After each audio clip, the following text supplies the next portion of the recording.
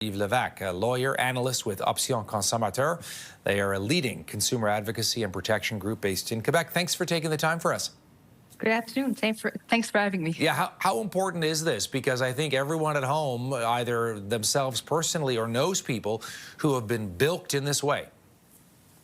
Yeah, a lot of consumers, they will buy tickets at a high price and realize afterwards that they were on the reseller's website. So there were already rules in place of information that had to be disclosed to consumers when the tickets was on resale. But now we're reorganizing the information in the bill and also imposing some new obligations on merchants. Yeah, so it gives consumers a lot more power, Sarah, and it also, I guess, brings about more transparency. Yes, that's the idea of the bill. There was already provisions on the information that had to be given, such as the fact that it was a resale ticket and the original price. But some consumers were not informed of that, obviously, and there were some issues, and they were buying resale tickets without knowing it. The one new obligation that for us is important in terms of transparency is the fact that as soon as a consumer gets on a resale platform, he has to be informed that it's a reseller. So it could be maybe a banner on the website to make it clear that this is a resale website. Is Quebec leading the way on this issue in Canada? To my knowledge, yes. I know there was something in Manitoba a couple of years back, but I think it's been repealed. Yeah, so what do you think the reaction will be? I mean, Montreal, where you are, is obviously a big market for concerts and events and whatnot. I wonder what you think we will hear from some of the companies responsible for doing this.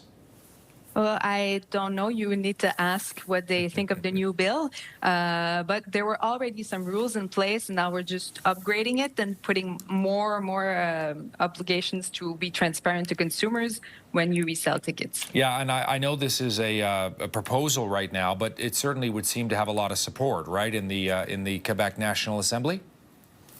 Yeah, in our view, it's a good bill. So far, we need to analyze it further, but these are changes that are positive in our view for consumers in terms of transparency when they buy tickets or also when they subscribe to a online service. How big of a problem is this? I know it's, if you could just give me a general sense of how widespread this is.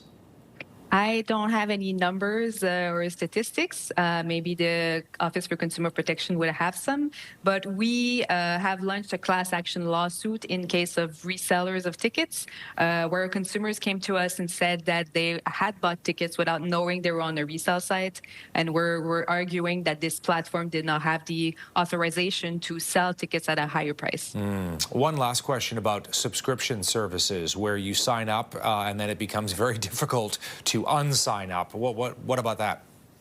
Yeah, that's a thing we've also noticed. Sometimes it's very easy to subscribe to, let's say, a streaming service online, but the moment you want to unsubscribe, it's a labyrinth on the website to try to find where to unsubscribe, or you have to call the company. Now the bill proposes that there has to be an easily available button to directly unsubscribe on the website, so as to make it easy for consumers who want to unsubscribe to our service. Sarah Yves Levac in Montreal, lawyer and analyst with Option Consommateur. It's a consumer advocacy protection group based in the province. Good to see you. Thanks for this. It was a pleasure. Thank you.